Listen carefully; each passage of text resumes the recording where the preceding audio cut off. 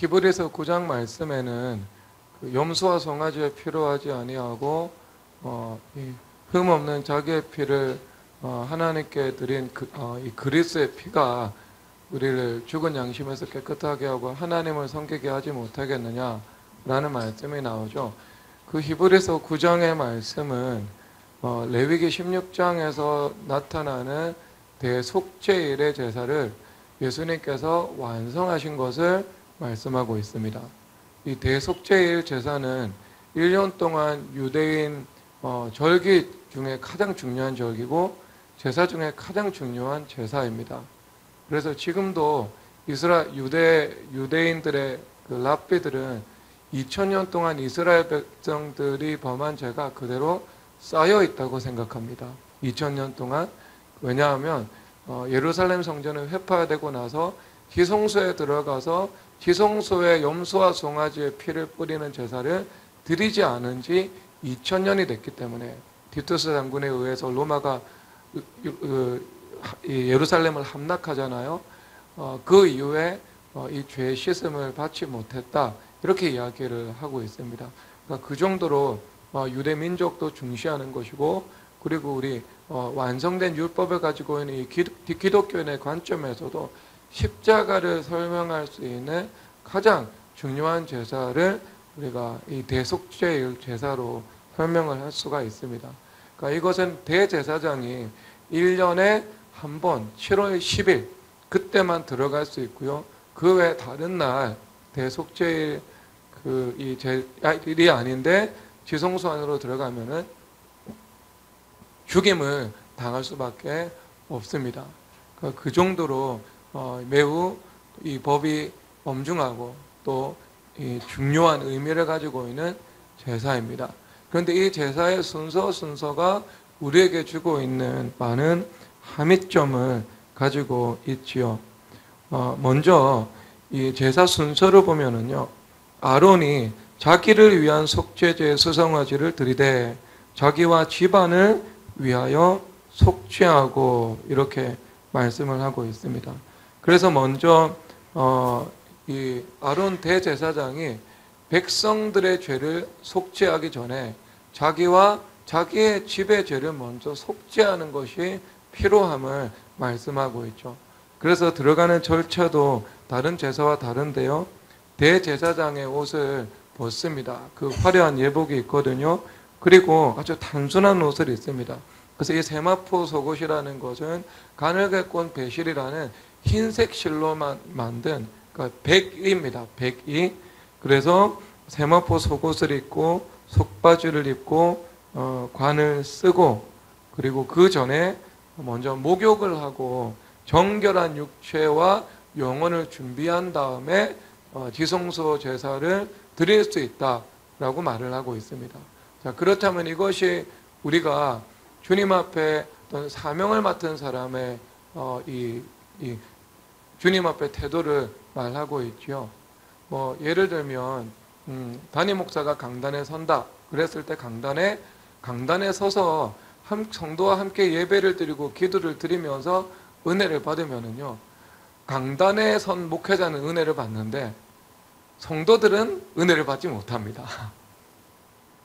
왜냐하면 강단은 목회자가 하나님의 영광으로 흘러넘쳐서 그 흘러넘치는 것을 가지고 그것을 생수의 강을 흘려보내는 시간이지요.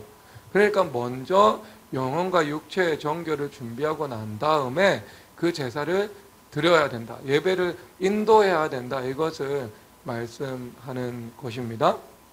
그러니까 우리가 수련회 갔잖아요. 그럼 우리 성도님들 행복한 시간 보내는 게 우선 너무 좋아요. 그걸 위해서 기도를 드리고 있고, 그래서 오전 집회 드리고 저녁 집회 드릴 때까지 6시간이나 남잖아요. 그 시간 동안 우리 그 수박 같은 넓은 마음을 가지고 있는 고정원 장로님이 준비한 수박도 먹고 또 라면도 먹고, 그리고 카페도 가고 성도들하고 대화도 하고 잠도 자면서 시간을 보내잖아요. 그렇죠.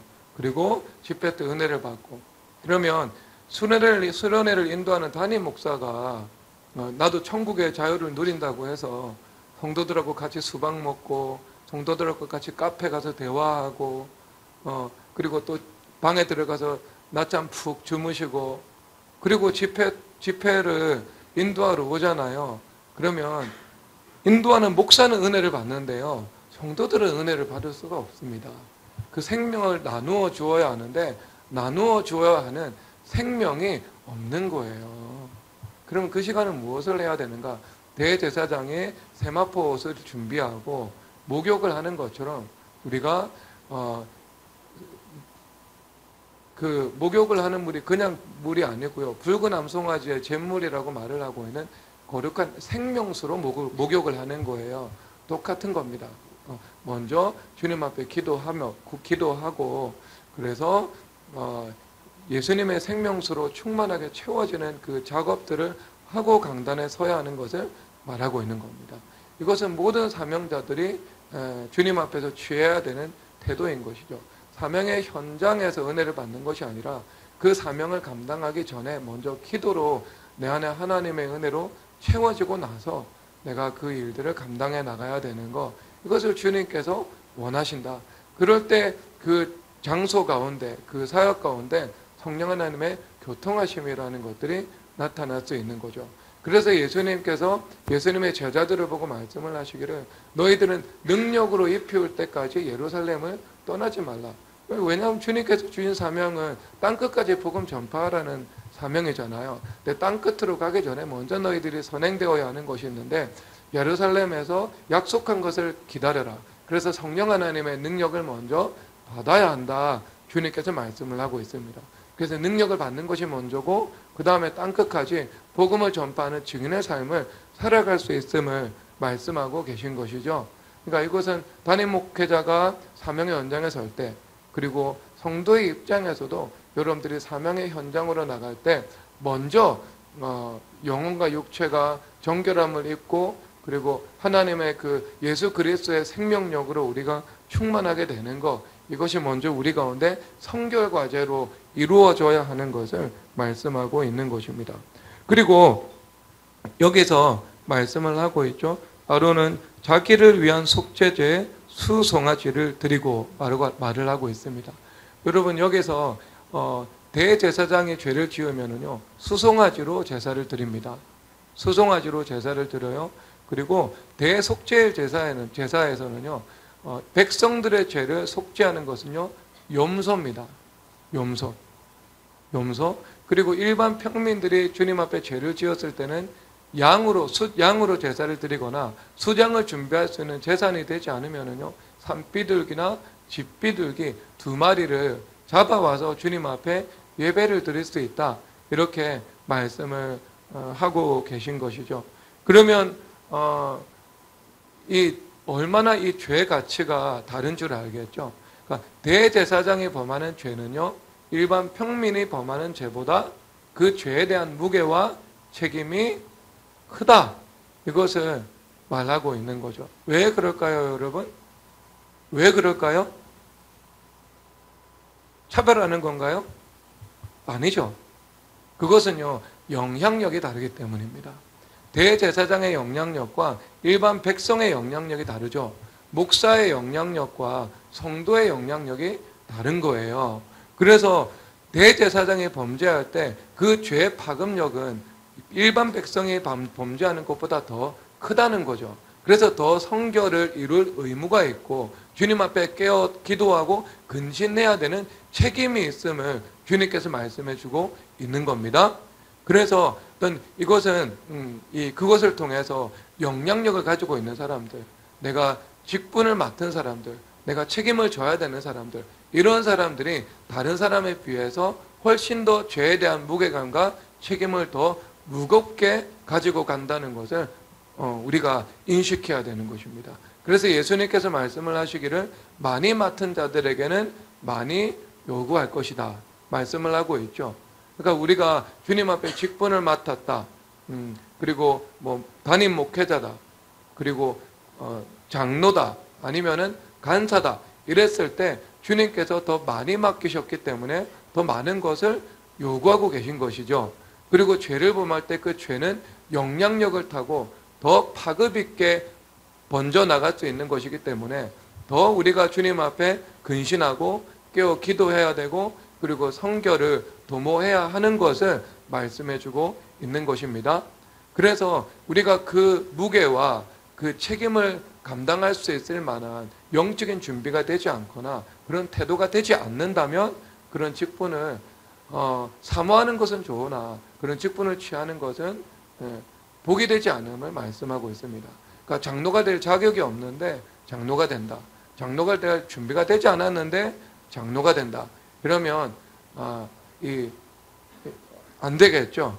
왜냐하면 주님께서 더 많은 책임을 요구하시니까. 준비되지 못했을 때 그리고 그들이 흔들릴 때 그곳으로 나타날 수 있는 그 죄악의 영향력은 숫양의 가치가 아니라 수송아지의 가치가 있는 것이기 때문에 더욱더 주님 앞에 좀 엄중하게 서야 되는 그 태도. 좌열과 있지만 또 주님 앞에 그 직분으로 인해서 근신해야 됨을 이 말씀을 통해서 우리에게 가르쳐주고 있는 것입니다. 물론 우리 교회 장로님들은 제가 참 귀히 생각하고 있습니다. 그냥 우리 장로님들은요 일을 할 때 실수해도 괜찮거든요. 근데 실수를 잘 하지 않아요. 그래서 제가 전적으로 위임합니다. 여러분 이번 수련회 비용이 저는 한 1,000에서 1,500만 원 정도 든 줄 알았거든요. 우리 장인어른하고 같이 어제 밥을 먹었어요. 그런데 장인어른한테 제가 수련회 비용이 한 1,000만 원 정도 나오지 않았을까 생각을 합니다. 그러니까 우리 장인어른이요 2,800만 원 들었다고 하던데요. 말씀하시는 거예요. 아니 너희가 모르는 걸 어떻게 그렇게 잘 알고 계시냐고. 놀라지는 않았는데 많이 들었구나.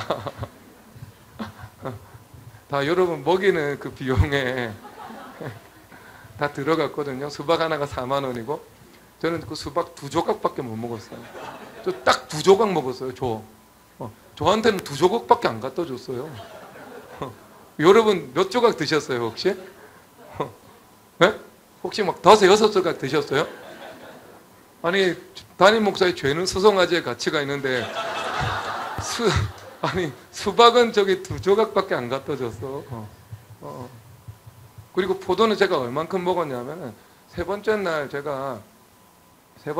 그 수련회 기간 동안 하루에 2시간밖에 제가 못 잤거든요. 그러니까 너무 힘이 없는 거예요. 그 마지막 날 집회 전에. 그래가지고 포도를 먹으려고 보니까 우리 방에 포도가 반 조각 남아 있더라고요. 그 반 조각은 지우하고 소율이가 먹어버렸어요. 그래가지고 제가 반 조각 먹고 힘을 내서 열심히 5시간 집회를 감당했습니다. 딴 거 안 먹고요. 라면도 안 먹고. 저는 이렇게 위임하거든요. 위임하고 그 다음에 크게 하는 일들에 관여하지 않습니다. 그 대신 이분들이 그런 이 많은 그런 이 제자도의 관계성 속에서 많은 일을 했고 또 그런 책망도 받기도 했고 그런 신뢰관계가 형성이 되었기 때문에 믿고 맡길 수 있게 되는 거죠. 그러니까 우리가 그런 장로의 직분을 우리가 감당한다. 그러니까 하나님께서 한 교회에 대해서 책임을 위탁하는 것처럼 그러니까 매우 엄중한 직분을 위탁을 하게 되는 것이죠. 그래서 사모하는 것은 매우 좋은 일이라면 그 사모하는 것에 걸맞게 내가 범하는 죄의 가치는 수송아지의 죄의 가치가 있구나 라는 것들을 생각하고 주님 앞에 늘 깨어 기도하고 회개하고 근신하고 또 신중하게 행하고 좋은 태도를 가지고 있고 또 이런 것들이 필요함을 저는 생각합니다. 그러니까 우리 미륵의 성도님들은요 이 하나님의 꿈이 있는 이 교회에 이런 숟가락 개수, 젓가락 개수, 여러분 안에 있는 이 죄악의 개수까지도 서로 다 서로 하나가 되어서 정죄하지 않지만 그 사랑 속에서 그런 이 교통이 이루어지는 그 관계 가운데 우리가 있지 않습니까? 그러면 성전의 기둥으로 부르심 받은 것인데 여러분들이 직분이 어떤 직분이 주어지든 상관이 없이 나는 성전의 기둥으로서 나는 성결에 대한 책임과 의무를 가지고 있다. 내가 범하는 죄는 그렇게 사소한 가치를 지니고 있는 것은 아니다. 우리 주님께서 나를 볼 때 숫양 정도의 죄가 아니라 수송아지 정도의 죄의 가치로 나를 여기고 계신다는 것을 인식하시고 여러분들도 또한 그런 복된 그 5달란트의 서기를 사모하시기를 주님의 이름으로 축복합니다. 그래서 먼저 자기를 위해서 속죄를 하고 백성들을 위해서 속죄를 하는 거예요. 여러분, 그러니까 우리가 빛의 사자가 되기 위해서는 무엇이 필요하죠? 내가 먼저 빛의 사람이 되어야 하는 거예요. 다른 사람들을 진리의 길로 이끌어 나가기 위해서는 먼저 내가 법적 공의라는 틀이 내 안에서 온전히 세워져서 무엇을 할 수 있는지, 무엇을 할 수 없는지, 무엇을 해야 되는지, 무엇을 해서는 안 되는지에 대한 그 진리와 사망에 대한 분명한 하나님을 아는 지식을 가지고 있어야 하는 것이고요. 그렇죠. 그 지식이 분명히 내 안에 있어야 하는 것이고, 그리고 성령 하나님의 생명력을 우리가 구해서 그것을 행해야 되는 것입니다. 그러니까 내가 먼저 성결해지지 않고 그 진리가 먼저 나를 관통하지 않고 먼저 내가 그 빛으로 충만하지 않고 누군가를 생명의 길로 이끌어 나간다는 것은요, 부정한 거예요. 그것은 가능하지 않는 겁니다. 우리가 소방관이 되어서 누군가를 생명에서 구출하기 위해서는 구조에 대한 매뉴얼도 철저하게 내가 인식을 하고 있어야 되는 것이지만 그것과 함께 물에 빠진 사람들을 구조하기 위한 수영할 수 있는 실력과 급류를 헤쳐나갈 수 있는 체력까지도 내가 가지고 있어야 되는 것이지 않겠습니까? 그래야 그 사람이 훌륭한 구조대가 될 수 있는 것이죠. 그래서 우리가 물에 빠진 사람 낚는 어부로 부르심 받았다면 그 수많은 물 가운데 있는 그 물고기들을 우리가 그물로 끄집어 올리는 사람으로 주님 앞에 서야 된다면 우리가 마땅한 그런 여호와를 아는 지식과 그리고 그것을 감당할 수 있는 성령 하나님의 능력과 그리고 하나님께서 이 만물, 보이는 세계와 보이지 않는 세계를 이끌어 나가시는 하나님의 그 통치에 대한 법적 이해와 지식을 가지고 있어야 되는 것이죠. 그래서 사망의 올무에서 풀어서 생명의 길로 그런 천국이 풀어지는 그런 인생의 길로 우리가 이끌어 나갈 수 있는 사명을 감당할 수 있지 않겠습니까? 그래서 여러분 모두에게 주신 거예요. 자기를 위해서 속죄하고 그 다음에 백성들을 위해서 속죄하라. 여러분들이 먼저 성결한 종으로 주님 앞에 서고 그리고 백성들을 위해서 섬기는 삶을 살아가라. 주님께서 말씀하시는 것입니다. 그리고 나서 여기서 뭐라고 말씀을 하고 있는가? 자기의 집안을 위해서 속죄하라. 그러니까 대제사장은요, 가정에서도 또한 제사장의 사명을 받고 있다. 그래서 영적인 가장, 영적인 제사장으로서 이 땅에 가장 된 자들은 자기의 집을 위해서도 속죄할 수 있는 그 책임을 가지고 있어야 한다라는 거죠. 여러분, 지난 수련의 마지막 집회가 십자가와 연합, 죽음이었잖아요. 그런데 그 죽음도요, 잘못 죽으면 큰일 납니다, 여러분. 잘 죽어야 돼요.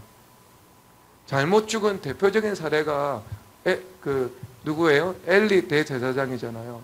엘리 대제사장의 아들 홈리와 비누아스가 있었는데 그들이 제사장의 직분을 받고 있음에도 불구하고요, 하나님의 제사를 경홀히 여겼잖아요.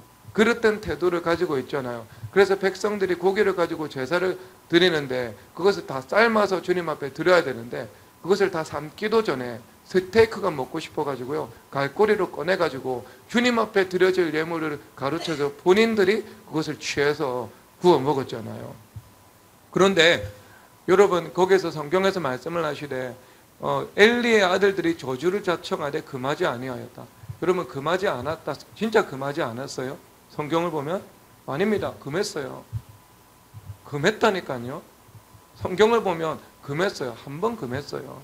내 아들들아, 너희들이 그렇게 죄를 범하면 사람 사이의 죄에 대해서는 하나님께서 판결하시거니와 그런 너희들이 죄를 범하면 누가 너희들을 이렇게 중재해 주겠느냐, 이렇게 아주 세련되게 이야기를 한 거예요. 그렇죠? 그런데 그것을 보고 하나님께서는요, 금하지 아니했다 이렇게 말을 하고 있는 겁니다. 그러니까 금하다는 것은요, 못하게 해야 되는 거예요. 그렇죠? 못하게 하는 것이 금하는 거 아니겠어요? 딱 경계선 설치해 놓고, 그러면 여러분 그 폴리스 라인 설치해 놓고요, 경찰들이 와가지고요 진입을 금하게 하잖아요. 진입을 금하게 한다는 것은 폴리스 라인 설치를 해놓고 넘어가든지 말든지 그것은 시민들의 자유입니다. 하면서 방기하잖아요. 그러면 요즘에 어떻게 돼요? 요즘에 일 터지면은요, 경찰, 국가수사본부에서 들어오고요. 그 다음에 검찰에서 들어오고요. 검찰보다 더 무서운 국민들의 마녀 인민재판 들어갑니다. 뭐 안 했다고요? 직무 열심히 감당 안 했다고요. 폴리스 라인은요, 들어가도 된다 이게 아니고요. 들어가는 사람 못 들어가게 하는 게 폴리스 라인입니다. 그러면 이게 뭐예요? 엘리 대제사장이 실수한 게 뭐예요? 폴리스 라인 쳐놓고요. 들어가는 거 방기한 거예요. 그러니까 여러분, 엘리 대제사장은요, 자녀에 대해서 죽었어요. 근데 잘못 죽은 거예요. 무법하게 죽어버린 거예요. 기준 없이 척도 없이 금하지 않고 죽어버린 거예요. 죽으라는 말은 그게 아니에요. 기준과 척도를 세워놓고 그 다음에 죽는 거예요. 아시겠어요? 기준과 척도를 세워놓고 내가 죽으려면은요, 스트레스 받잖아요. 그래서 성경에서 영과 육이 있는데 아버지와 아들이, 어머니와 딸이, 시어머니와 며느리가 서로 원수가 될 거다고. 근데 왜 원수가 되냐 하면 예수님 때문에 원수가 되는 거예요. 그래서 그럴 수 있잖아요. 우리 교회만 하더라도 나 그 교회 나가면 그 교회 나가면 안 된다 이러는 경우들이 있잖아요. 남편이 화내고. 그런데 교회 안 나갔잖아요. 다 교회 안 나갔어요. 그리고 남편 데리고 왔어요. 그렇죠. 그런데 여기서 이제 잘못 죽는 게 뭐냐 하면은요, 자, 스트레스 받거든요. 그렇죠. 남편 뜻 따라주고 그러면 스트레스 안 받잖아요. 그렇죠. 남편하고 화평이 이루어지는 거 아니겠어요?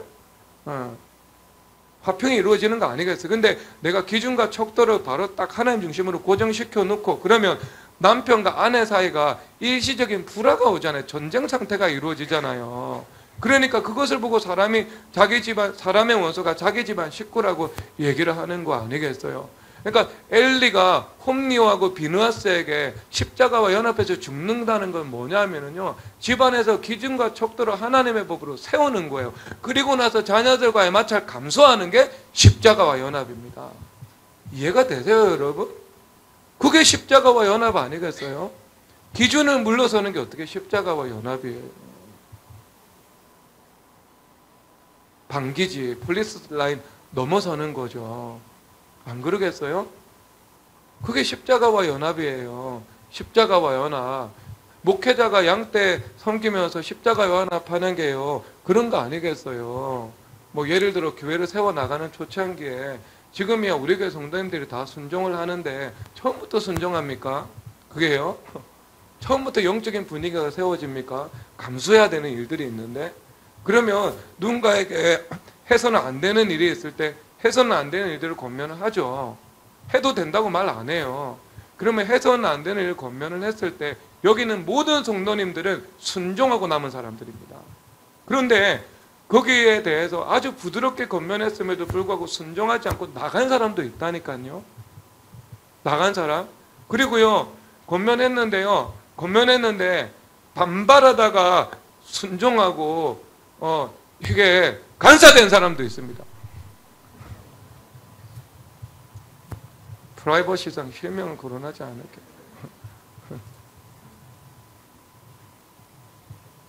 그러면 반발 감수하는 거예요. 그 반발 무서워가지고요, 권면 안 해보세요. 그러면 해서는 안 되는 일 계속 하겠죠. 제자도 안 되겠죠.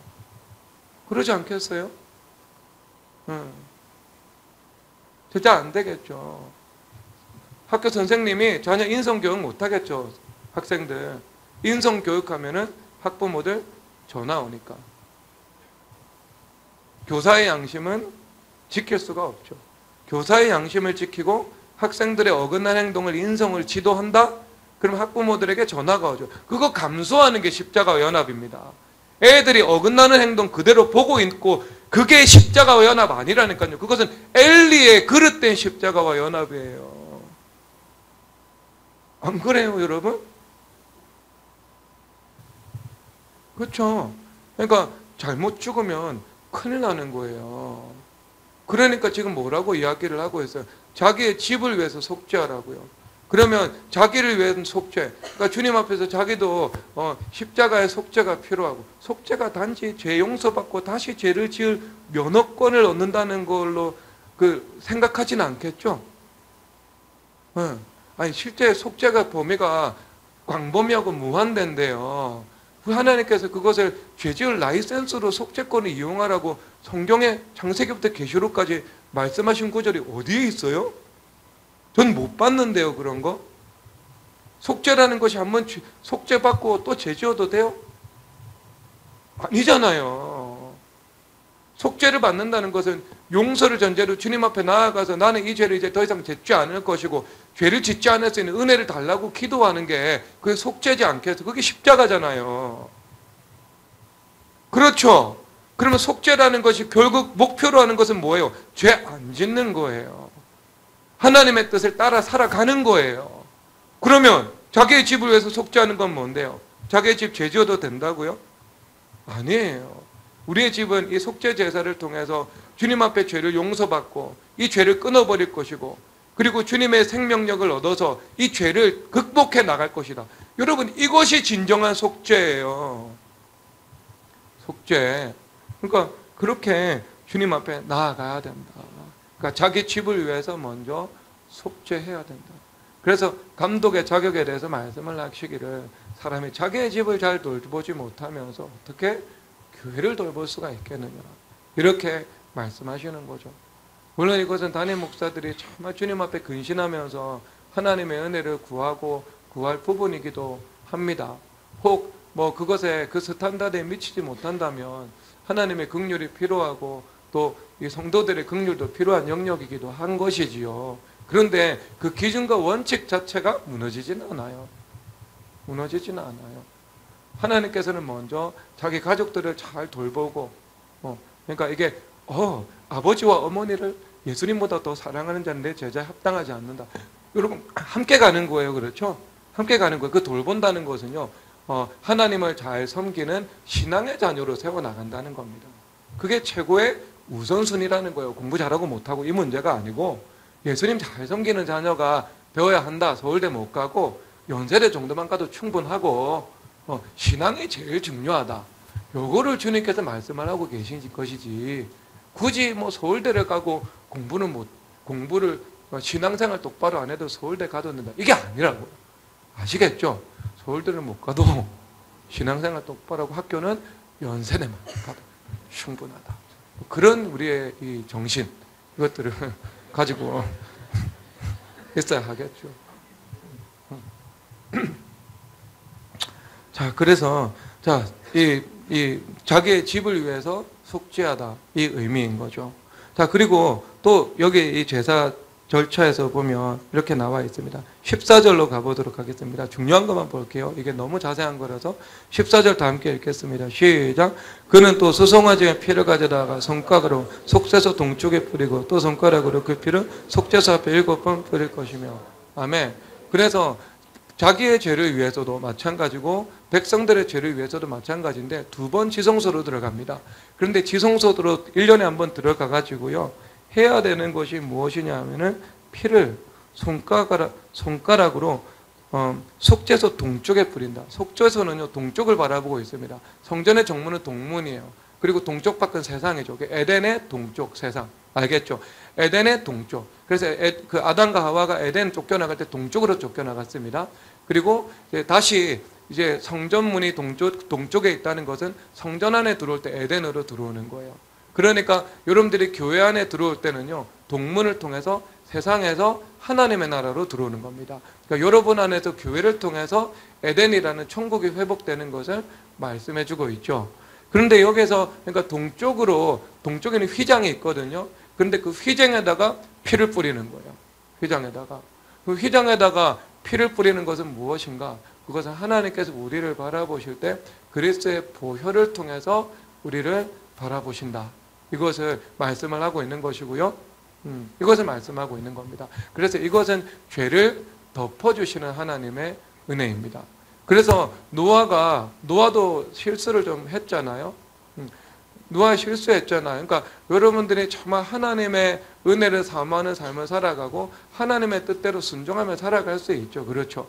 그게 삶의 전반적인 영적인 분위기와 분명한 지향성입니다. 자, 이러한 사람은 실수를 할 수 있을까요? 없을까요?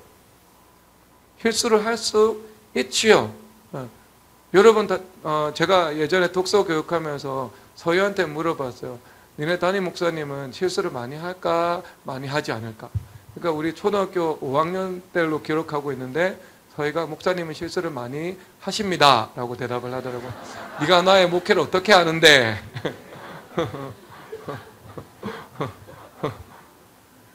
네가 장로님이야. 장로님 정도 되면 하도 가까이서 10년을 지냈기 때문에 뭐 그 정도 안다고 치자.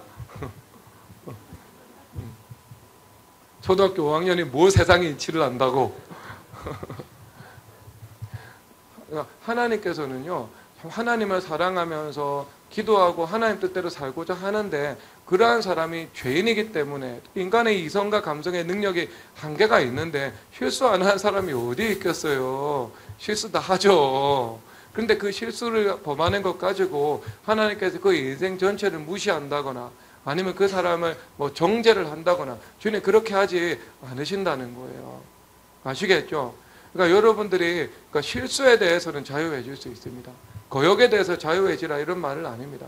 거역이라는 것은요, 하나님의 복을 받지 못합니다. 사울은 거역해서 망했어요. 그런데 다윗은요, 간음죄, 살인죄 실수했는데도요, 안 망했어요. 주님 용서해 주셨어요. 이 둘의 차이를 아시겠죠? 거역은 큰 죄입니다. 그런데 우리가 하나님을 사랑하고 하나님 뜻대로 살고자 하는데 내가 약하고 내가 어리석고 그래서 뭐 실수할 때 있잖아요. 왜 없겠어요? 그런데 그런 실수는 주님께서 책임 묻지도 않으시고요. 그냥 정말 책임 크게 한번 묻는다 하더라도 꿀밤만 탁 때리면서 에이 다시는 그런 실수하지 마. 그 정도예요, 그 정도. 그냥 그런 실수했을 때는요, 그냥 넘어졌다고 해가지고 울고불고 주님 앞에 가서 회개하고 그럴 필요 없고요. 그냥 탁 바지 한번 털고요. 그냥 아멘, 할렐루야. 에이, 주님 용서해 주실 건 믿습니다. 그냥 가버리는 거예요, 그냥. 아시겠죠? 하나님을 사랑하고 하나님의 뜻을 따라 살아가면서 내가 실수는 할 수 있는 거예요. 실수는 할 수 있는 거. 그냥 그것은 또 실수 안 하면 되지. 난 이제 뭐 이런 실수 반복 안 할 거야. 하면서 그냥 실수에 대해서 자유하면서 걸어갈 수 있다니까요. 걸어갈 수 있어요. 하나님께서 그런 은혜 우리 가운데 충분하게 주님 베풀어 주십니다. 그래서 우리 노아 할아버지께서 이게 벌거벗고 좀 주무셨어요. 그러니까 수치가 드러난 거죠. 그렇죠. 죄라는 수치가 드러났는데 그때 세 번째 아들 함은 가가지고 그것을 보고 그냥 가서 그것을 보았다라고만 성경에서 기록을 하고 있어요.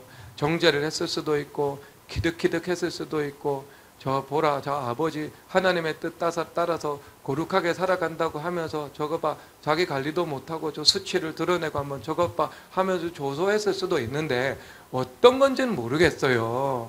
그런데 나와가지고 형들한테 말을 했죠. 그런데 셈과 야벳이라는 형들은요 뒷걸음쳐 들어가면서 이 이불로 옷으로 그를 덮었습니다. 덮었어요. 그렇죠. 그 실수를 덮어주었어요.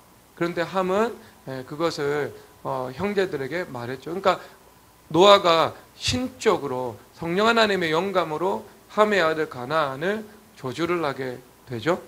그러니까 가나안 땅이 이스라엘 백성들에 의해서 정복당하는 그 법적 근거가 이미 그때 1000년 전에 마련이 된 거예요. 그런데 여기서 주님께서 말씀해 주시는 것이 무엇인가? 그러니까 주님께서 죄를 덮어주시는 분이다 라는 것입니다. 그러니까 주님은 죄를 덮어주시는 거예요. 그러니까 죄를 덮어주심을 경험하기 위해서 필요한 것이 무엇인가? 죄를 고백하는 거죠. 그래서 시편 35편에서 보면은요, 시편 35편에서 보면 내가 죄를 지금 토설하지 않았는데 지금 내가 어떤 이 심중에 어떤 죄책감 이런 것들로 고통을 당하고 있다 이런 것들을 계속 표현하고 있어요. 그러니까 시편 35편 한번 가보실래요? 시간도 많으니까.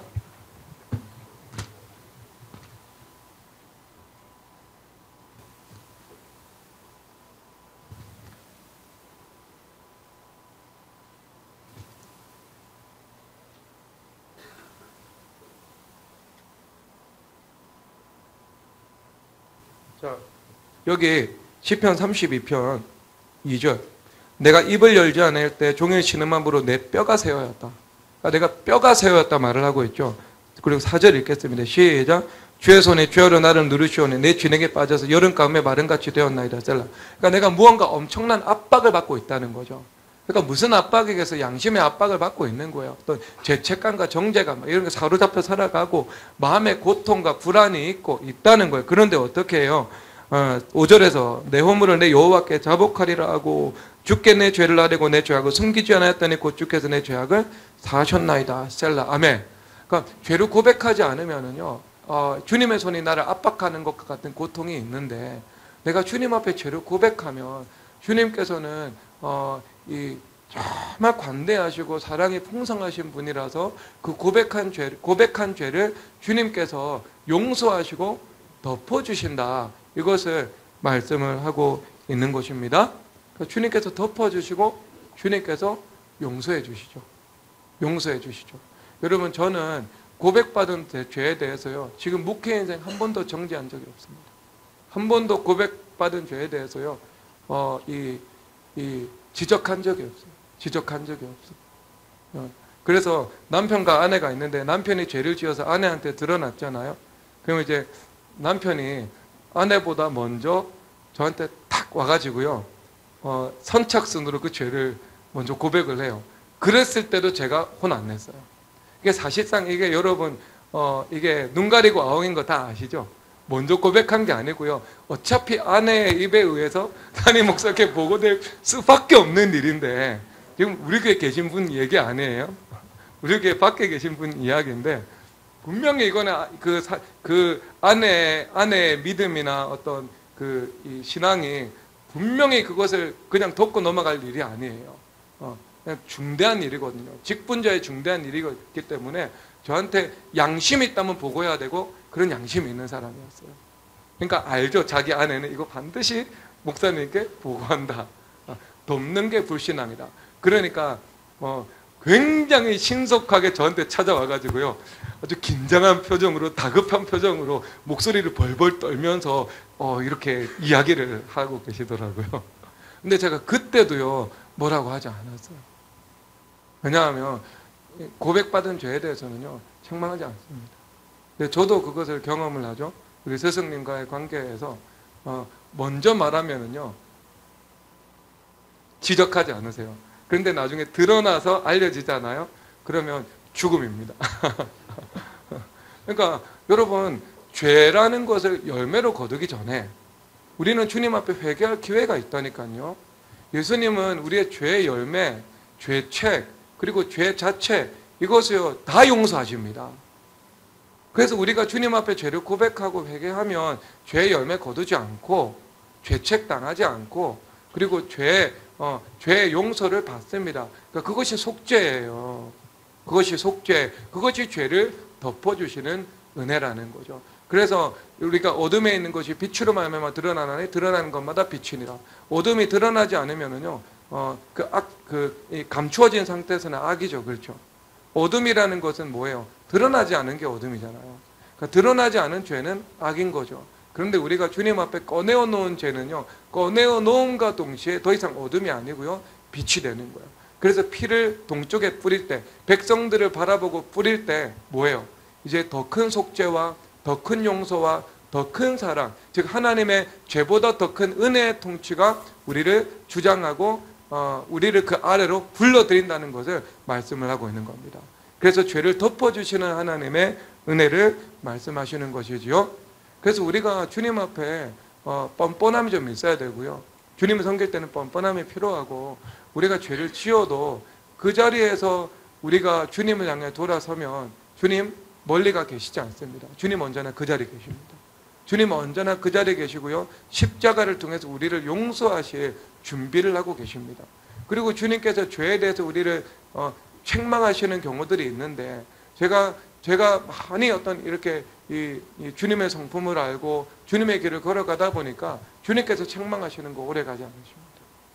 주님께서 책망하시는 거요, 책망하시는다는 사실 자체는 일주일에서 2주일도 가지 않습니다. 그 정도도 가지 않으세요. 근데 만약에 내가 이 큰 죄를 범했어요. 매우 큰 죄를 범했습니다. 그러면 예를 들어 국가형법상의 죄면 형법상의 처벌은 받게 되겠죠. 살인죄를 범한다? 용서받지만 감옥 가야 되는 거죠. 근데 그런 죄가 아니고 내가 큰 죄를 범했어요. 그러면 그게 정말 큰 죄, 레드라인을 넘어서 버린 죄라는 것이 분명하면은요, 그 죄에 대한 징계는 따라오게 되어 있습니다. 예를 들어서 목회자인데, 목회자가 카지노에 갔다. 이런 경우. 왜 그렇게 고개를 확 벌려? 여러분, 혹시 라스베가스에서 제 찍힌 사진 있으면은요, 오해하지 마세요. 거긴 모든 호텔이 1층에 카지노가 있는 거고요. 단지 지나가기만 한 거예요. 땡기진 않았습니다. 그 정도의 양심이 있어요. 근데 목회자가 땡겼다. 그러면은요, 여러분, 이게 징계 없이 넘어갈 일은 저는 아니라고 봅니다. 이런 일은요, 징계가 따릅니다. 이 정도 일은요. 그러니까 이거는 넘어서도 확 넘어서 버린 거 아니겠어요? 너무 넘어섰잖아, 이거는요. 그러니까 이런 경우에 그러지 않겠어요? 이런 경우는요, 징계가 있습니다. 예를 들어서 장로님인데 주식 투자를 하다가 어떤 탐욕적인 투자를 하다가 10억에서 20억 정도 되는 돈을 날렸다. 그럼 여러분, 이거는 징계가 있을까요, 없을까요? 이런 것은요, 징계가 있습니다. 20억 잃어버린 것 자체가 징계예요. 그러니까 확 넘어서 버린 거. 확 넘어서 버린 거. 확 넘어서 버린 거. 근데 그 장로님이 워런 버핏이다. 근데 20억 정도는요, 있을 수 있는 일이. 있을 수 있는 일. 그건 한 200조 정도? 자, 근데 그런 경우는요, 징계가 있는데, 그것을 거두기 위해서 아니면 그런 어떤 주님께서 연단을 하시는데, 그 연단의 시간은 몇 년 갈 수 있습니다. 하지만, 주님의 사랑 속에서 진행되는 연단인 거고요. 주님께서 이 사람을 막 책망하신다. 엄한 얼굴로 바라보신다 하는 것은요, 진짜 일주이지 그 정도도 가지 않습니다. 주님은 그 정도로 긍휼이 많으시고 용서하기를 기뻐하시고 우리를 정말 지극히도 사랑하시는 분이죠.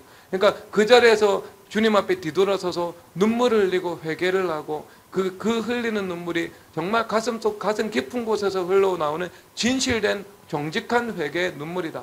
그러면은요, 그때부터는요, 주님께서 한없는 자비와 긍휼로 감싸 안으십니다. 단 어느 정도 시간의 연단은 필요합니다. 이해가 되시죠? 그 정도로 우리가 하나님의 그 크신 은혜와 사랑 가운데 있는 것이죠. 하나님 우리 아버지예요. 여러분, 교회 와가지고요, 주눅든 모습으로 살아가지 마세요.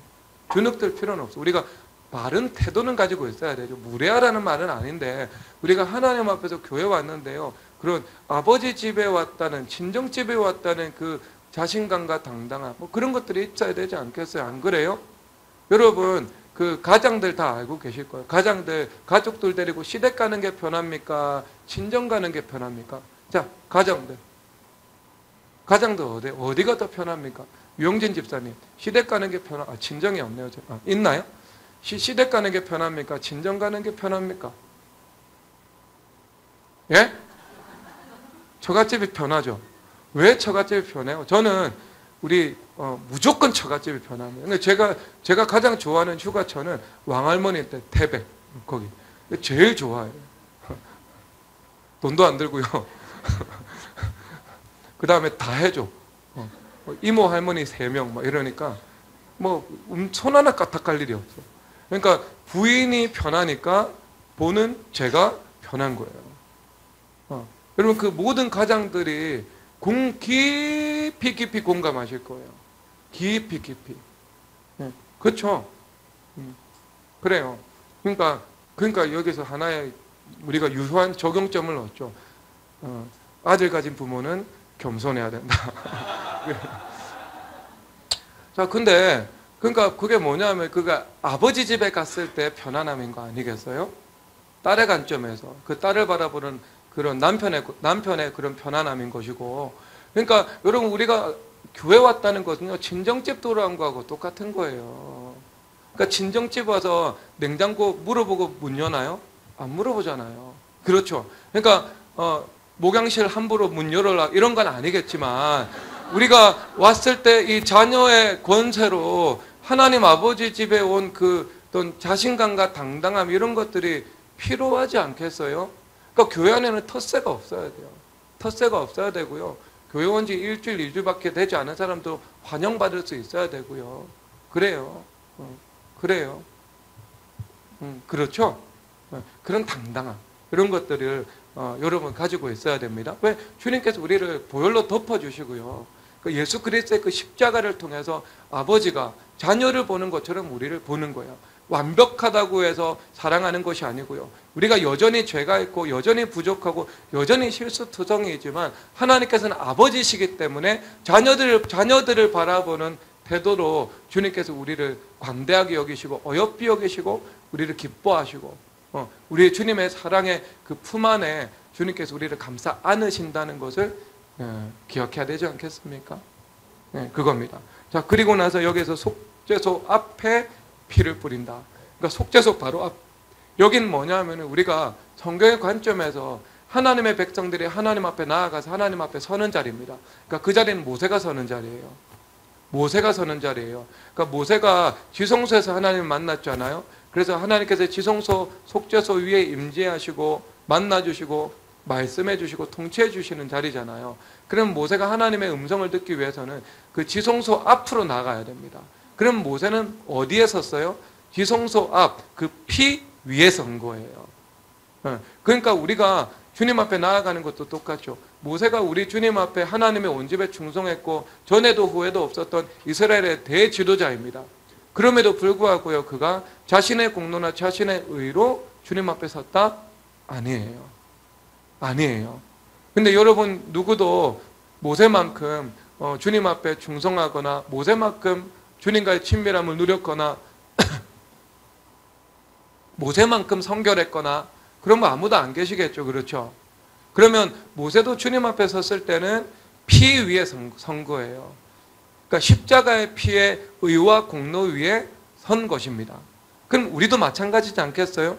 우리가 성결의 수준이 사람마다 다 다르죠. 영성이 다르죠. 주님과의 친밀함이 다른데 주님 앞에 서는 것은 그런 완벽한 의로 어떤 율법적인 자기 의로 주님 앞에 서는 것이 아니고 주님 앞에 섰을 때는 모든 사람들이 똑같이 그 십자가의 피의 의와 공로를 통해서 주님 앞에 설 수 있는 거예요. 자, 그렇다면 이것이 주님 앞 우리에게 무슨 유익을 주냐면요. 에베소서에서 2번이나 말씀을 하는데 우리가 믿음으로 말미암아 담대함과 확신을 가지고 하나님께 나아감을 얻는다. 이 나아간다는 것은요. 지성소 하나님 보좌 앞으로 나아가는 거예요. 그러면 어떻게 나아간다고요? 믿음으로, 어떤 마음으로 담대함과 확신으로 나아가는 거예요. 그렇다면 초신자입니다. 이제 예수님을 믿고 세상에서 이제 교회로 막 들어온 지 얼마 되지 않았습니다. 예를 들어 그 초신자가 세상에서 술도 많이 먹고 담배도 많이 피고 그 다음에 음란한 죄도 엄청나게 많이 저질렀고 뭐 심지어는 감옥에 갈 만한 죄를 범하고 살았고 막 그런 사람이에요. 그런 사람이 이제 어제 예수님 믿고 오늘 교회 왔습니다. 오늘 교회 왔어요. 그런데 주님 앞에 나아갈 자격이 없으면서 자격이 있는 거예요. 그렇죠? 우리 모든 사람은 주님 앞에 나아갈 자격이 없습니다. 죄인이기 때문에요. 모세라도.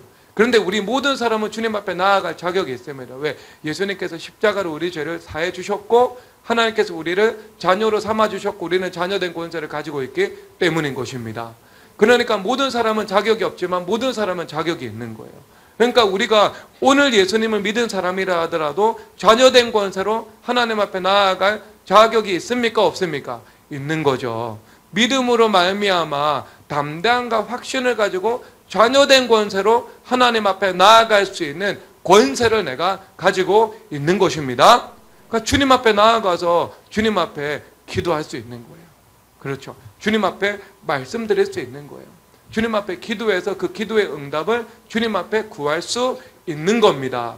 왜? 우리가 무엇 위에 서 있기 때문에 자기 의 위에 서 있는 것이 아니고 자신의 완벽함 위에 서 있는 것이 아니고 예수님의 피 위에 서 있기 때문입니다. 이해가 아시겠죠? 그러니까 담대하게 구할 수 있는 거예요. 오늘 예수님 믿은 사람이라 할지라도. 그래서 우리 하린이는 지금 교회라는 것을 처음 왔는데 2주 됐죠. 2주 됐잖아요. 2주 됐는데 수련회 참석해가지고요. 첫째 날에 방언 받았잖아요. 제가 볼 때 과연 예수님을 믿는 믿음이 그 안에 있는지, 그 다음에 예수님께서 십자가에서 내 죄를 대신 지고 속죄하셨다는 것을 들어본 지라도 한 것인지, 제가 그 2주 동안에 그 설교 안 했거든요. 예수님이 우리 죄 대신 지고 십자가에 죽으셨고 나는 하나님의 자녀가 되었고 주님 앞에 나아가서 이런 설교한 기억이 없어요. 진짜 예수님이 누구신지도 모를 것이고, 예수님을 믿는다는 게 뭔지도 모르고, 속죄가 뭔지도 모르고, 십자가가 뭔지도 모르고, 부활이 있는지 없는지도 모르는데, 예수님 부활? 정말 그런 적이 있었어? 일 텐데, 주님께서 성령 하나님의 은사까지 주셨잖아요. 방언의 은사. 그렇잖아요. 그게 우리가 뭐 위에 서 있는 거예요? 예수님의 피 위에 서 있는 겁니다. 아시겠죠? 네, 그러니까 우리가 그런 자녀된 그런 권세, 이거 가지고 주님 앞에 나가야 하는 겁니다. 그런데 또 어디다가 피를 뿌리냐 하면은요, 15절 다 함께 읽도록 하겠습니다. 시작. 백성을 위한 속죄제 용서를 잡아 그 피를 가지고 회장 안에 들어가서 그 수송아지 피로 행한 같이 그 피로 행하여 속죄소 위와 속죄소 앞에 뿌릴지니. 아멘. 그래서 속죄소 앞에 뿌리는데요, 또 어디 뿌리냐면 속죄소 위에도 뿌린대요. 속죄소 위. 속죄소 위는요, 어디 자리냐 하면은 우리 양심의 자리거든요. 양심의 자리. 그러니까 지성소가 있죠. 근데 지성소에 속죄소가 있는데 속죄소 안에 뭐가 있냐면 법궤가 있습니다. 법궤. 그러니까 법궤는 뭐예요? 하나님의 법이잖아요. 십계명. 율법이 기록된 거예요. 율법. 자, 그러면 정확하게 우리가 성전이 됐죠. 그렇죠. 그럼 우리 안에 성전 안에 율법 성전 안에 지성소 있고 지성소 안에 하나님의 법이 있었죠. 그리고 그 하나님의 법이 있는 그 속죄소 위에 피를 뿌렸습니다. 피를 뿌렸어요. 그럼 우리가 성전이죠. 그럼 우리 안에 지성소가 있을 것이고 그 지성소 안에 속죄소가 있다면 그 속죄소 안에 하나님의 법궤가 있겠죠. 그럼 우리 안에 하나님의 법이 있다는 것이 않겠습니까? 하나님의 법. 우리 안에 하나님의 법이 있죠. 그 법이 뭐예요? 양심이잖아요. 로마서 2장 한번 가보도록 하겠습니다. 로마서 2장 14절 15절 읽겠습니다. 율법 없는 이방인이 본속으로 율법을 일행할 때에는 이 사람은 율법이 없어도 자기가 자기에게 율법이 되나니 이런 이들은 그 양심의 증거가 되어 그 생각들이 서로 고발하며 혹은 변명하여 그 마음에 새긴 율법의 개를 나타내느니라. 아멘. 뭐가 있다는 거? 사람 안에 율법이 있어요. 그런데 그 율법이 뭐라고요? 양심이라고. 그러니까 구약 성전 안에 율법이 있었죠. 속죄소 안에 율법이 있었습니다. 그러면 우리도 성전이죠. 성전된 우리 안에 율법이 있겠죠. 근데 그 율법이 무엇이라고요?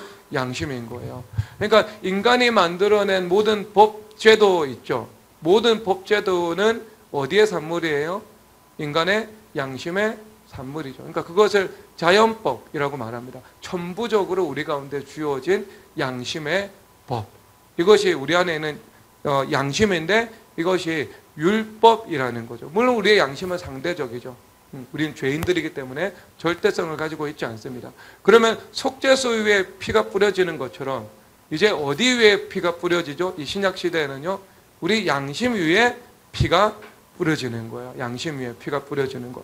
그래서 히브리서 9장으로 들어가도록 하겠습니다. 히브리서 9장.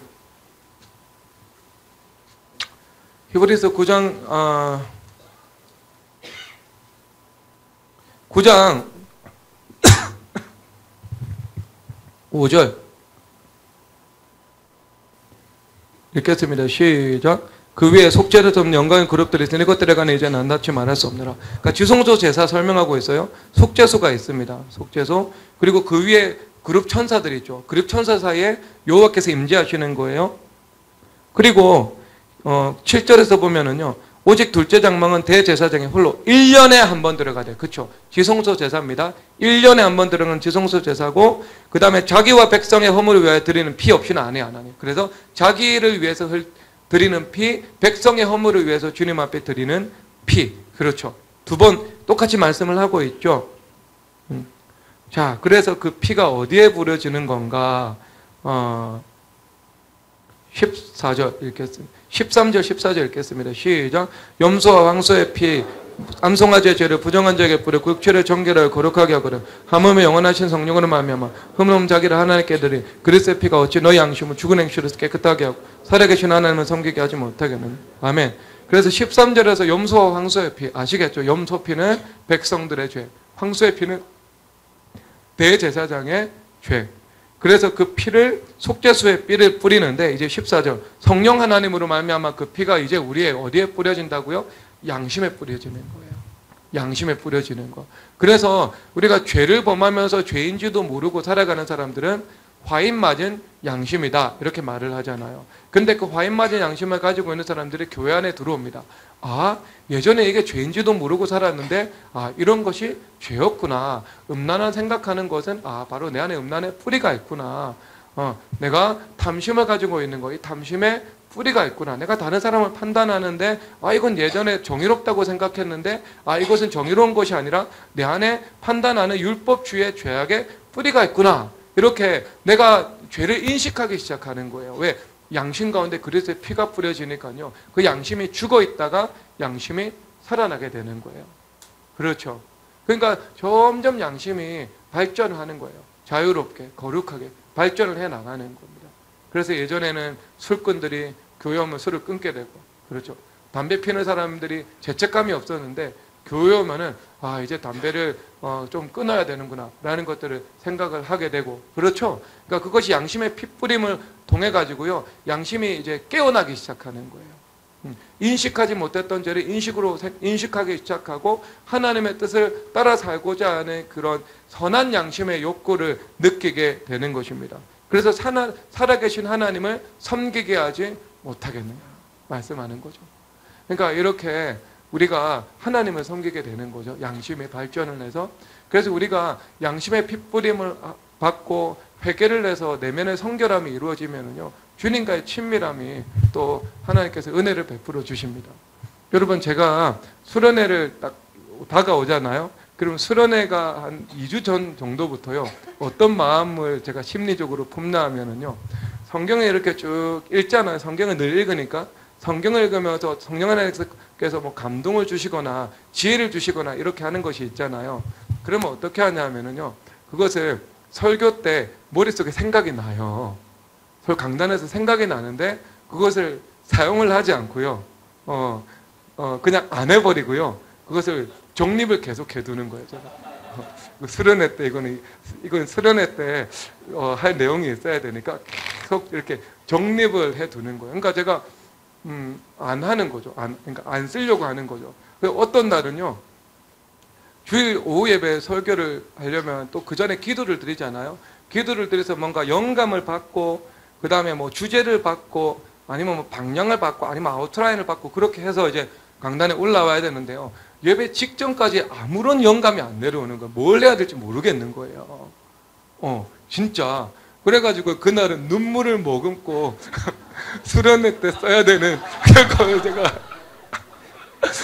그날 오후에 아껴가면서 설교하고 빨리 딱 설교 마쳤어요.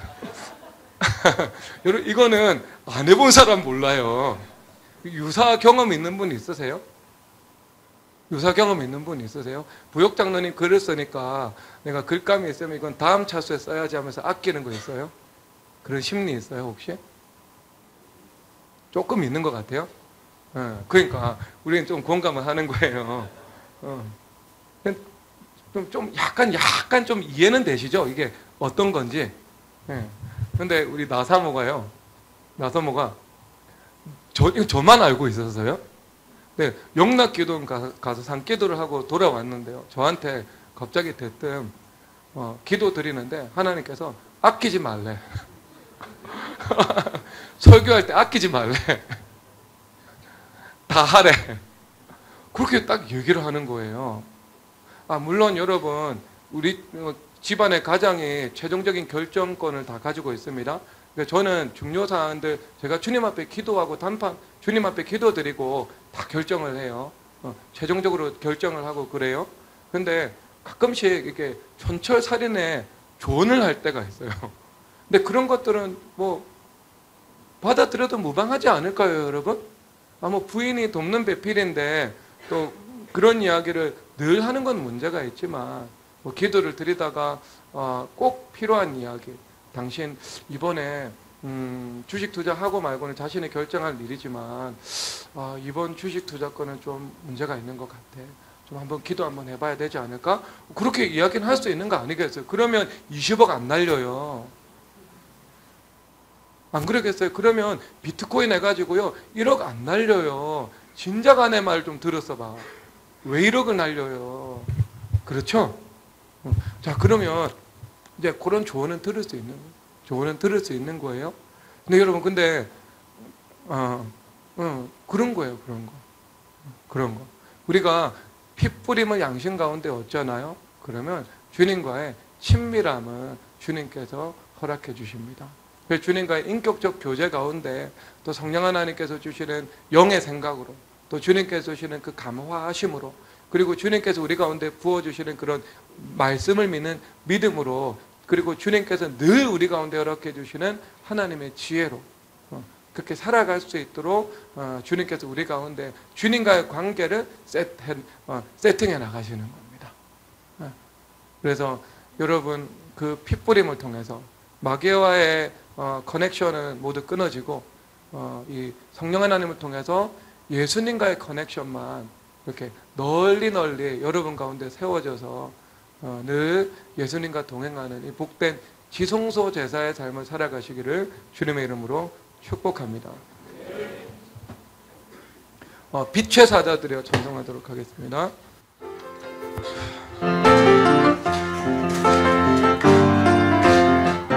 빛의 사자들이여 어서 가서 하늘을 물리치고 진리 모르는 백성에게 복음을 빛비춰라.